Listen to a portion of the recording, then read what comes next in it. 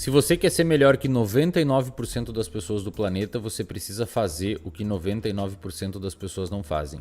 Essa frase parece clichê, de fundo de caminhão ou da sua avó que posta no Instagram, sua tia que posta no Instagram aquelas fotos com borboletinha dando bom dia e imagens da Clarice Lispector com algumas frases de efeito que muitas vezes nem são dela, mas é uma frase que faz sentido do ponto de vista estatístico. Ao contrário do que você pensa, ser melhor que 99% das pessoas do mundo não é difícil, mas é você que complica. Muitas pessoas vendem para você soluções para isso extremamente complexas e elaboradas, quando na verdade ser melhor que 99% das pessoas no mundo requer apenas alguns passos. Nesse vídeo aqui eu vou mostrar para você o que você precisa fazer para ser melhor que 99% das pessoas do mundo, tudo com base em neurociência e psicologia comportamental, e uma vez você engajando nesse processo, muito provavelmente a sua evolução vai acontecer, desde que você perceba essa evolução para conseguir se manter motivado pelo processo e não necessariamente pelo resultado. Muitas pessoas entram na academia tentando um shape específico e acabam desmotivando porque depois de 2 dias apenas estão sentindo dores e não estão com o braço daquele atleta que eles tanto admiram. Muitas pessoas começam uma dieta achando que depois de 5 ou 6 dias vão conseguir chegar naquele shape que eles tanto desejam. Muitas pessoas começam a estudar e numa intensidade tão grande que depois de um tempo não conseguem sustentar aquele comportamento, e essas pessoas têm algo em comum. Elas sempre estão buscando o resultado, buscando o resultado, buscando o resultado. O resultado ele é importante, mas você precisa deslocar a sua atenção para o processo. É o processo, uma vez engajado e gerador de motivação, que vai permitir com que você tenha o seu desempenho perpetuado na linha do tempo. Nesse vídeo aqui eu vou dar para você alguns insights e alguns passos que, se você colocar em prática, eu tenho razoável grau de certeza que vai te ajudar. Passo número 1. Parece ser interessante que você saiba manejar o seu estresse. Estresse é um dos principais fatores de risco para doenças psiquiátricas, e aquela pessoa que chega mais longe não é necessariamente a pessoa mais inteligente, mas sim a pessoa com melhor controle emocional. Então, se você quer ser melhor que 99% das pessoas do mundo, você precisa ter um controle emocional em dia, e para isso é necessário prestar atenção nos seus estados emocionais, é necessário consumir conteúdo que objetivem trazer inteligência emocional para você, e principalmente é importante que você entenda o que estressa você no dia a dia. E o que estressa você no dia a dia precisa ser retirado da sua vida dentro do possível, para que a longo prazo não se instale um estresse crônico e você fique refém disso. Passo número 2. Para a alteração dos hábitos, parece ser mais interessante você... Isso tudo baseado em neurociências, tá? Passo número 2. Para a alteração dos hábitos, parece ser interessante que você mude o seu ambiente e não necessariamente tenha só força de vontade, tá? Então, se você quer parar de fumar, se você quer parar de beber, se você quer parar de consumir pornografia, se você quer parar de ter alguns hábitos disfuncionais que você tem, parece ser interessante que você controle o seu ambiente, incluindo as pessoas que vivem com você. Essas pessoas que vivem com você muitas vezes são os gatilhos para os seus hábitos disfuncionais e os seus vícios. Os estudos em neurociência indicam que controlar o seu contexto parece ser mais eficaz que simplesmente ter força de vontade. Passo número 3. O córtex pré-frontal trabalha junto com regiões límbicas. Para quem não sabe, o córtex pré-frontal é uma região do cérebro responsável por planejamento e responsável pelas funções executivas juntamente com racionalização, tá? E parece ser interessante que você tenha essa região do cérebro bem desenvolvida. Essa região do cérebro trabalha juntamente com o sistema límbico, que é uma região composta por várias áreas que tendem a modular suas emoções, e essas duas regiões conversam se equilibrando.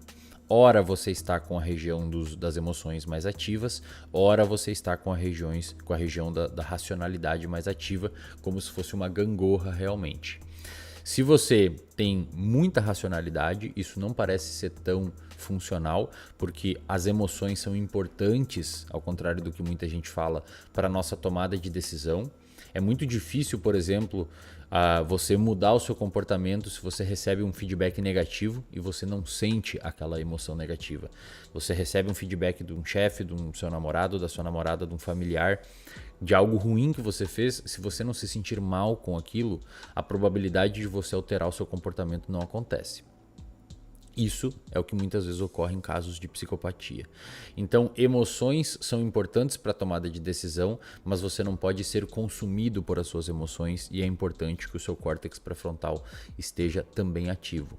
Para fazer isso, um excelente ponto de partida é ter um diário das emoções. Um diário das emoções vai permitir com que você tenha mais inteligência emocional, visto que você está categorizando as suas emoções ao longo do seu dia. Então pegue aí, se você quiser tentar isso, e crie um diário, onde no final do dia você sempre escreve como foi o seu dia e no que aquilo impactou na sua saúde emocional. Passo número 4, o seu cérebro é plástico. Tá? O que significa isso? Ele muda conforme você se expõe a experiências.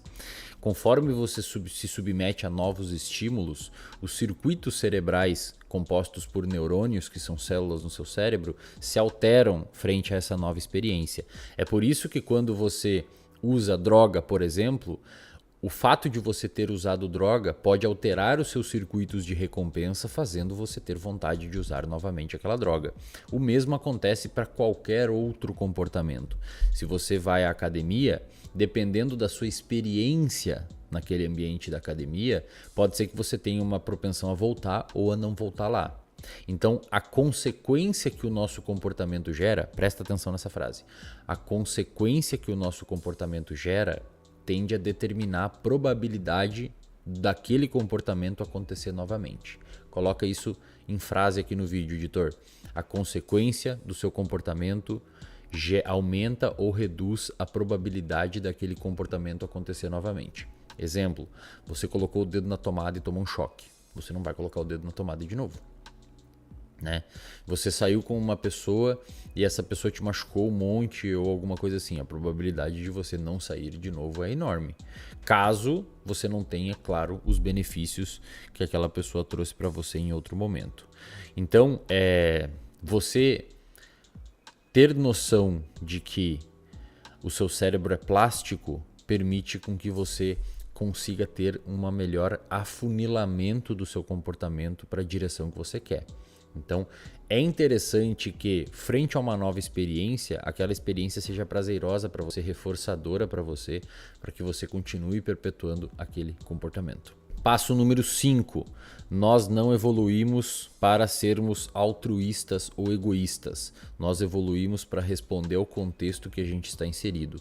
Alguns ambientes específicos podem despertar o seu lado ruim. Então tome muito cuidado com os contextos e os ambientes, incluindo as pessoas que você convive, porque essas pessoas podem despertar comportamentos que você tem que você não muitas vezes curte. Muitas vezes as pessoas, por viver num ambiente ruim, por viver com pessoas que te levam para um caminho ruim, acabam tendo comportamentos igualmente ruins, já que é o ambiente que modula o nosso comportamento e nós somos a média das pessoas que a gente mais convive. Aí a pessoa começa a se achar ruim, ela começa a se autoavaliar como uma pessoa ruim, ela começa a se autocriticar como uma pessoa ruim, quando, na verdade, a pessoa apenas está no ambiente errado. Então, cuide do seu ambiente e, dentro do possível, viva em ambientes mais adaptativos, incluindo pessoas. Passo número 6. A sua produtividade reduzirá drasticamente se você não dormir bem. Se você não dormir bem, muito provavelmente você ficará menos produtivo, mais impulsivo e mais propenso a ter comportamentos que você não gosta. Tá? As razões disso são inúmeras, mas a principal delas é que o seu cérebro fica sujo, quimicamente falando, quando você não dorme bem.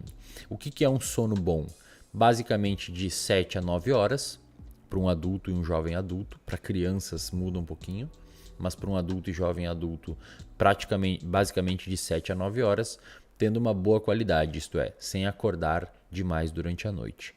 Para isso, você precisa fazer uma boa higiene do sono, que eu ensino em outros vídeos aqui no canal, lá no meu Instagram, que está aqui na tela, e no reservatório de dopamina, que é um plano de assinatura que eu tenho, que o link está aqui embaixo, no primeiro comentário ou na descrição do vídeo. Então, cuide do seu sono, priorize o seu sono, porque ao contrário do que muitas pessoas falam na internet, dormir não é perder tempo. Dormir é investir na qualidade do funcionamento do seu cérebro. É como se você permitisse o motor esfriar um pouco e no outro dia funcionar novamente. Se você não dorme, você acaba tendo uma incapacidade de alcançar o potencial máximo desse motor que a gente chama de cérebro. Passo número 7. Exercício físico não faz bem só para o corpo. Ele também faz bem para o cérebro, que é parte do corpo. Diversas pesquisas, e é praticamente um consenso dentro dos estudos em psicologia e neurociência, que o exercício físico de qualquer modalidade, mas os mais estudados são os aeróbicos, mas de qualquer modalidade, ajudam demais no seu controle emocional, na sua autoestima e na sopa química responsável por gerar as emoções em você. Então, se você não tem uma prática regular de atividade física, sugiro fortemente que você priorize isso nas próximas semanas, anos e meses. Passo número 8. Dinheiro é importante. Quem diz que dinheiro não é importante está viajando na maionese. No entanto, até um determinado período, tá? Até uma determinada quantidade. O número para quando o dinheiro para de dar prazer para as pessoas, ele ainda é confuso na literatura, a gente não tem uma clareza muito grande nos estudos, mas o que a gente sabe hoje é que o fenômeno que mais prediz, presta atenção aqui em mim agora, presta atenção em mim, o fenômeno que mais prediz felicidade na vida de uma pessoa, isto é, um comportamento que você tem hoje, que mais garante que você será feliz no futuro, é ter bons relacionamentos.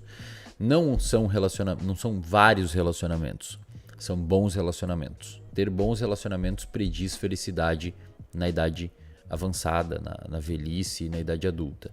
Diversos estudos de longitudinais que acompanharam pessoas durante a vida viram que aquelas pessoas que tiveram bons relacionamentos de qualidade, uma boa rede de apoio, tiveram mais chance de ser feliz quando mais velhos. Então, se você não tem bons relacionamentos, dê atenção para esse ponto. Passo número 9 e último. É interessante que durante o dia você seja mais dopaminérgico, você seja mais motivado, você tenha mais sangue nos olhos, você queira correr mais atrás, mas também é importante à noite você aproveitar e curtir as coisas que você conquistou.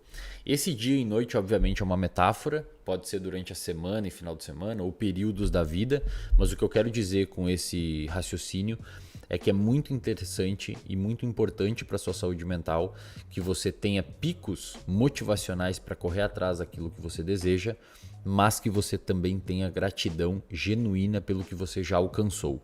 Então, se você busca aquelas laranjas que estão no outro lado do rio, é importante que você tenha fome por buscar essas laranjas, que é motivação, basicamente.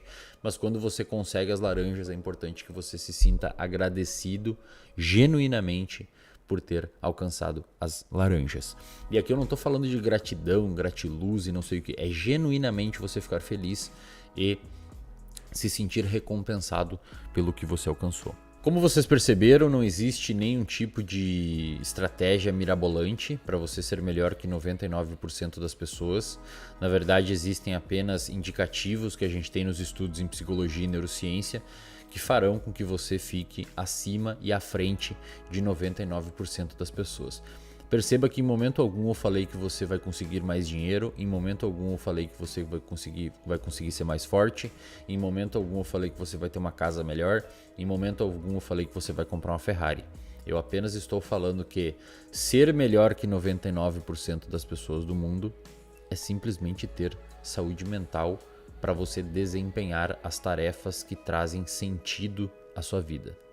Vocês ficam buscando coisas sem sentido e a vida fica vazia, mesmo muitas vezes com dinheiro. Então, se você quer ser melhor que 99% das pessoas do mundo, basta você entender que a satisfação está nas coisas simples.